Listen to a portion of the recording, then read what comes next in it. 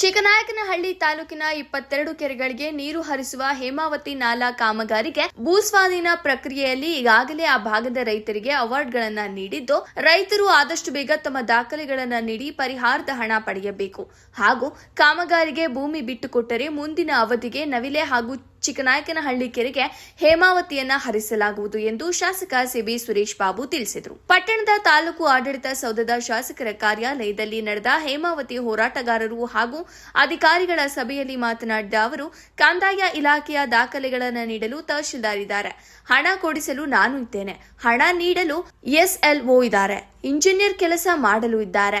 ರೈತರು ತಮ್ಮ ದಾಖಲೆಗಳನ್ನು ಸರಿಯಾಗಿ ನೀಡಬೇಕಿದೆ ಅಷ್ಟೇ.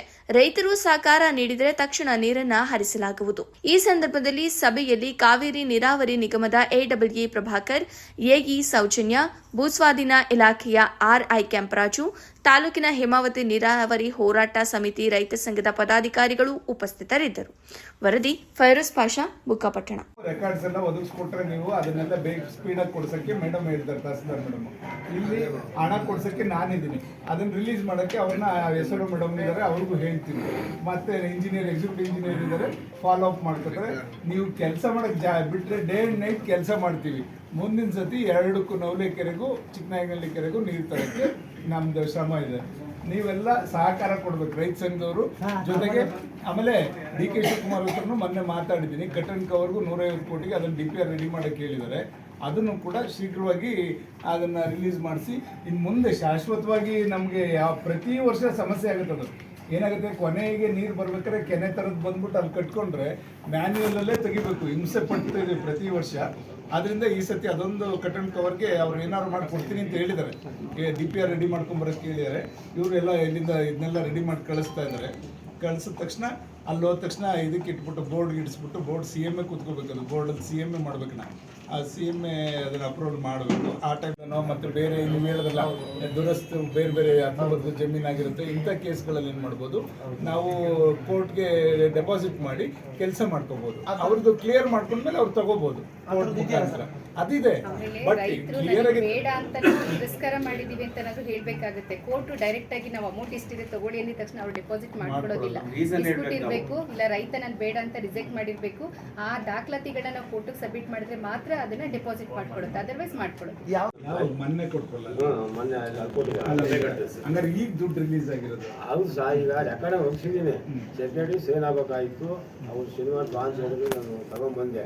ಈಗ ದಿಢೀರ್ ನಮ್ಮ ಮಚ್ಚಿಗೆ ತೀರೋಗ್ಬಿಡ್ತೀನಿ. ಈಗ ಅದಕ್ಕೆ ಮುಂದೆ ಏನು ಮಾಡಬೇಕು ಸರ್? ಇವಾಗ ಏನು ಮಾಡೋದು? ರೆಕಾರ್ಡ್ ಆಗ್ಬಿಟ್ಟಿದೆ. ಒಂದು 15 ದಿವಸ ಬೇಕು, ಪಾವತಿ ಖಾತೆ ಆಗ್ಬೇಕು. ಈಗ ಅರ್ಜಿ ಹೆಸರು ಇತ್ತು. ಈಗ ಅರ್ಜಿ ತೀರೋದ್ಮೇಲೆ ಪಾವತಿ ಖಾತೆ ಜಂಟಿಗೆ ಹಾಕ್ತಾರೆ. ನೀವು ಎಷ್ಟು ಜನ ಮಕ್ಳು ಇರ್ತೀರೋ ಅವರೆಲ್ಲರಿಗೂ ಹಾಕ್ತಾರೆ. ಇಬ್ಬರು ಗಂಡು ಮಕ್ಕಳು, ಇಬ್ಬರು ಹೆಣ್ಣು ಮಕ್ಕಳು, ಅದನ್ನೇ ಜಂಟಿಗೆ ಹಾಕ್ತಾರೆ ಅಲ್ವ?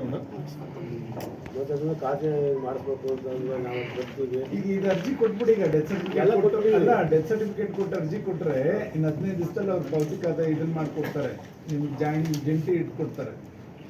ಹೌದು ಸರ್, ಅದು ಡೆತ್ ಸರ್ಟಿಫಿಕೇಟ್ ಹಾಕಿ ಕೊಡ್ತೀನಿ. ಸೆಕ್ರೆಟರಿ ಸಿಕ್ಕಿಲ್ಲ, ಅವ್ರು ಸಿಗಲ್ಲ, ಅವ್ರು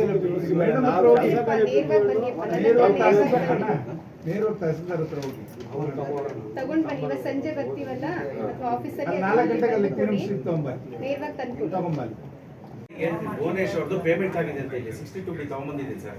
ಪೇಮೆಂಟ್ ಆಗಿದೆ ಅಂತ ತೋರಿಸ್ತಿದೆ ನಮ್ಮ. ಆಯ್ತು, ಅವ್ರದ್ದೇನೆ ಇವ್ರದ್ದು ಅದೇ 3-4 ಕೇಸ್ ಹಂಗಾಗಿ ಮತ್ತೆ ರೀಜನರೇಟ್ ಮಾಡ್ತಾರೆ. ವೈಲಲ್ಲಿ ಎರಡಾಗಿ ಡಾಕ್ಯುಮೆಂಟ್ ಒಂದು ಬೇಗದಾಗಿದೆ, ಕೆಳಗಡೆ ಕೈ ಬಿಟ್ಟಿದ್ದಾರೆ. ತಿರ್ಗಾ ಇವ್ರಿಗೆ ಟೋಕನ್ ರೇಟ್ ಮಾಡಿ ಕಳಿಸಿದ್ರೆ ಆಗಿರೋದು. ಅದು ಅಲ್ಲಿಂದ ಇಲ್ಲಿಂದ ತನಕ ಟೋಕನ್ ಒಂದು ಪೇಮೆಂಟ್ ಆಗಿದೆ ಸರ್, ಇನ್ನೊಂದು ಬಾಕಿ ಇದೆ. ಇವ್ರದ್ದು ಪಾಸ್ಬುಕ್ ಕೊಡೋದು ಚೇಂಜ್ ಮಾಡ್ಕೊಂಡ್ ಬನ್ನಿ ಅಂತ ಹೇಳಿದ್ದೆ. ಜಾಯಿಂಟ್ ಕೊಟ್ಟಿದ್ದಾರೆ, ಇಲ್ಲ ಅಂತಲ್ಲ. ಅದನ್ನ ತಾನು ಕೊಟ್ಟು 2-3 ಸಾರಿ ಇವ್ರನ್ನ ಭೇಟಿಯನ್ನು ಮಾಡಿದ್ದಾರೆ ಸರ್.